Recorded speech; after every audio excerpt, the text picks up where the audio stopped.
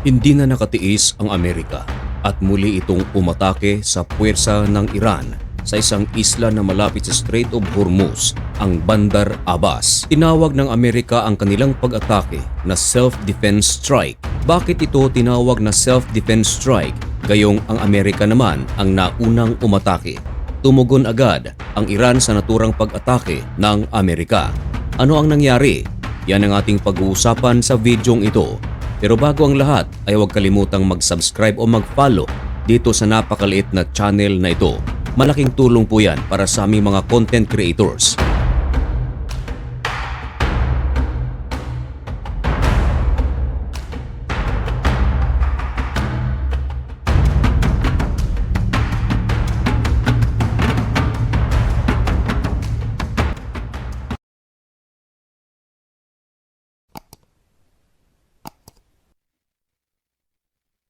Maligayang pagbabalik mga kaibigan.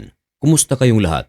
Ngayon ay May 26, 2026 at nagbabaga at napakabagong balita ang ating ihahatid sa inyo. Ito ay ilang oras pa lamang nangyari matapos na mai-upload ang videong ito. Ito mga kaibigan ay tungkol sa sigalot sa pagitan ng puwersa ng Amerika at puwersa ng Iran. Nagsagawa ng pinakabagong pag-atake ang Amerika sa puwersa ng Iran. Tinawag ng Amerika ang kanilang pag-atake na self-defense strike.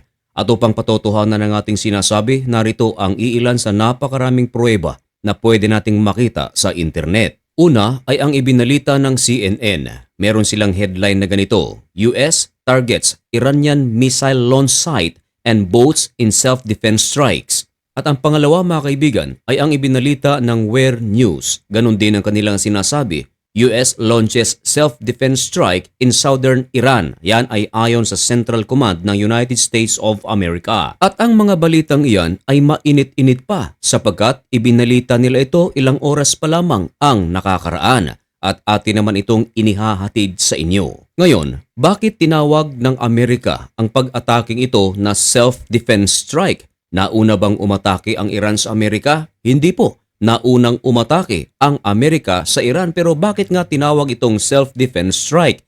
Ganito ang paliwanag mga kaibigan ng US Central Command spokesperson na si US Navy Captain na si Tim Hawkins. Dalawang bagay mga kaibigan ang kanyang isiniwalat.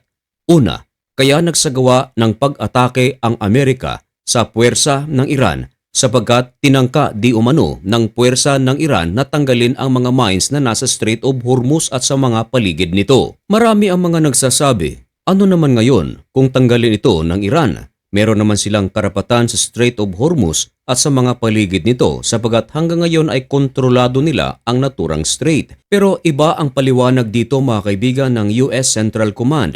Ang mga mines ay nagsisilbing depensa para sa US forces na nagkalat sa Strait of Hormuz at sa mga paligid nito. Hindi lang pinoprotektahan nito ang mga puwersa ng Amerika kundi maging ang mga barkong naglalayag dito kontra sa puwersa naman ng Iran. Sapagkat maraming pagkakataon na merong mga barko na dumadaan sa Strait of Hormuz ang tinitira ng Iran. Ngayon, kung merong mines, hindi makapagsasagawa ng pag-atake ang Iran sapagkat hindi ito lalapit sa mga lugar kung saan merong dadaan na mga barko na nagmula sa iba't ibang panig ng mundo na may dalang langis. Kaya galit na galit ang puwersa ng Amerika sapagkat tinangka itong tanggalin ng puwersa ng Iran. Hindi nagdalawang isip ang US forces na magsagawa ng airstrike. Tinatawag nila ito mga kaibigan na self-defense strike. Dahil kapag tinanggal ito ay mawawalan ng depensa ang Amerika. At alam nyo ba mga kaibigan, gumanti agad ng salita ang Iran sa naturang pag-atake ng Amerika. Tinawag ng Iran ang pag-atake ng Amerika na walang katuturan at walang basihan. Meron pa ngang kasamang panglalait ang mga pahayag ng Iran. Ayon sa Iran, is there turtle in the boats? Where are the turtles? Tinutukoy nito mga kaibigan ang mga sumabog na bangka ng Iran. Ngayon, ang pangalawang reason mga kaibigan kung bakit tinawag ng Amerika na self-defense strike ang kanilang ginawa. Hindi lang mga bangka ng Iran ang kanilang winasak. Winasak din ng Amerika ang missile launch ng Iran na nasa Bandar Abbas. Kaya ito tinawag na self-defense strike dahil kapag nawasak ng Amerika ang launcher o missile launchers ng Iran ay hindi na ito makapagsasagawa pa ng pag-atake sa puwersa ng Amerika. Hindi lang sa puwersa ng Amerika, kundi sa lahat ng mga barko na dadaan dito. Hindi lang sa karagatan, kundi maging sa himpapawid. Dito rin kasi nanggagaling ang mga pag-atake ng Iran sa mga patrolya na ginagawa ng Israel sa karagatan na malapit sa Strait of Hormuz. At hindi lang yan mga kaibigan, maging ang puwersa ng Amerika. Alam nyo naman siguro, narinig nyo ang balita na merong F-35 fighter jets ng Amerika ang napabagsak. Hindi lang ito isa kundi marami at dito nagmumula ang mga pag-atake. Kaya kapag nawasak ito, mawawalan ng kapasidad ang Iran ng pag-atake sa mga lugar na ito. Kung hindi man 100% at least mababawasan ito. Yan ang paliwanag ng Amerika kung bakit ito tinawag na self-defense strike. Nilinaw din ng puwersa ng Amerika mga kaibigan na ang kanilang ginawang pag-atake ay hindi katapusan. Kung magpapatuloy pa na magpapakita ng mga maling galaw, ang puwersa ng Iran ay magpapatuloy pa ang kanilang pag-atake kahit na namamayagpag ang kanilang ceasefire. Sa pagkakataong ito kasi mga kaibigan, kahit na merong ceasefire ang Amerika at Israel laban sa Iran, ay nagpapatuloy pa rin ang pag-uusap ng magkabilang panig dahil ayaw ng magkabilang panig ng temporary ceasefire kundi talagang permanenteng tigil putukan. Ang problema mga kaibigan ay nagmamatigas ang Iran sa mga proposals ng United States of America.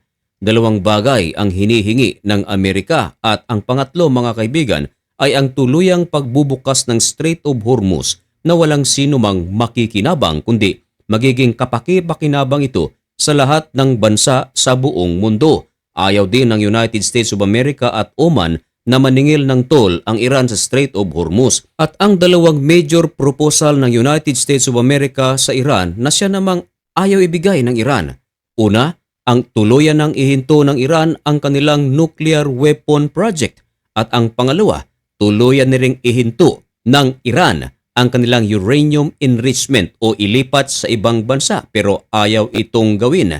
Ayon mismo sa Ayatollah ng Iran na si Mujtaba Khamenei. Kaya hanggang ngayon, patuloy pa rin ang pag-uusap ng magkabilang panig. Habang ginagawa ang pag-uusap, merong bakbakan na nangyayari.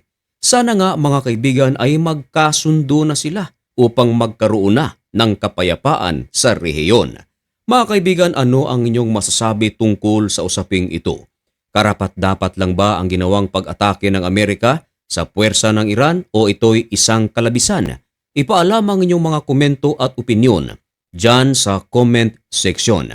At mga kaibigan, manatiling updated sa kaganapan sa loob at labas ng ating bansa. At upang mangyari yan, ay huwag kalimutang mag-follow o mag-subscribe dito sa napakaliit na channel na ito. Hanggang dito na lamang muna ang videong ito. May God bless you and thank you so much for watching. Mag-ingat po kayong lahat.